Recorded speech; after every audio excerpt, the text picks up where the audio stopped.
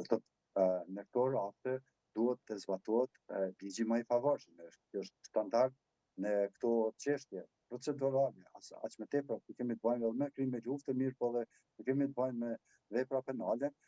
gjithmonë është parim që të zbatohet ligji më i pavarshëm. Andaj në këtë rast nuk është zbatuar ky parim. Pastaj kemi tjetërin parim që është bazë për një proces gjyqësor, barazinë e palëve në proces, gjë që nuk e kemi pasur. Barazinë e palëve në proces, që nga fillimi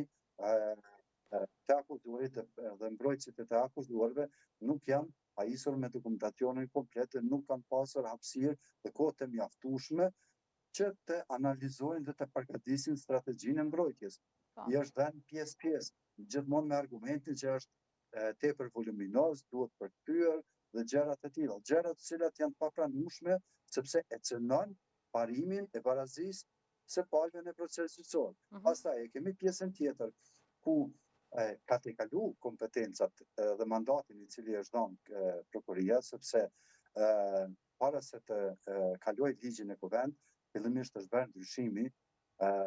plotësimi i kushtetutës ku i jepet mandati një gjykate e cila do ta trajtonte raportin i cili ka qenë kërkesë e bashkisë ndërkombëtare, në këtë rast Bashkimit Evropian, nga Parlamenti Evropian, raporti i cili ka rezultuar sipas atij raporti që të verifikohen pretendimet e atij raporti se a ka pasur krime lufte sa i përket çështjes trafikimit të organeve dhe të qenieve njerëzore. Më pastaj ka rezultuar që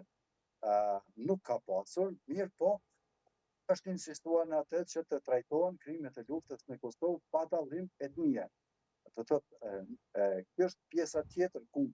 asnjë rast nuk e kemi apo asnjë akuzë nga grupe tjera etnike, sepse akuza ka qenë ngritur kryet politike e përgatitur nga Prokuria Speciale e Serbisë, cilën e kanë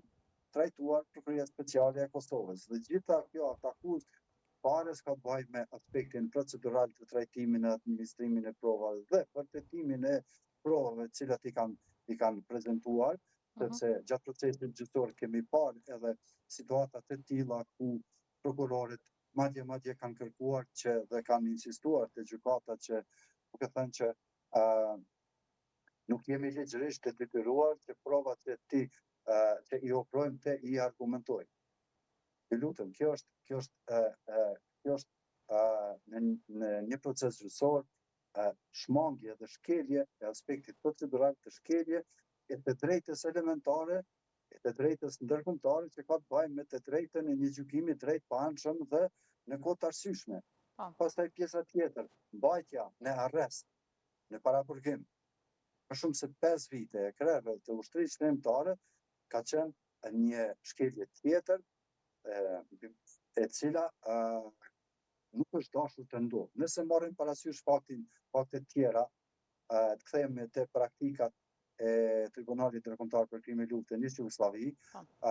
ku janë trajtuar edhe ish-krerë të UÇK-s, do të ka qenë është ngritur akuzë në atë periudhë ndaj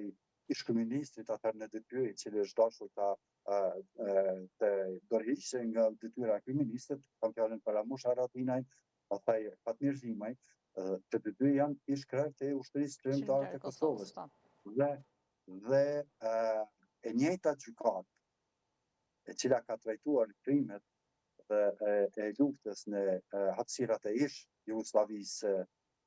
Titos, them kështu, ka marrë një gjykim i cili thotë që ushtria çlirimtare e Kosovës nuk ka qenë organizatë terroriste, ka qenë organizatë grupe i armatosur i cili nuk ka pas strukturë, hierarki të komanduese, sikur që do të kanë ushtrit e rregullta apo organizatat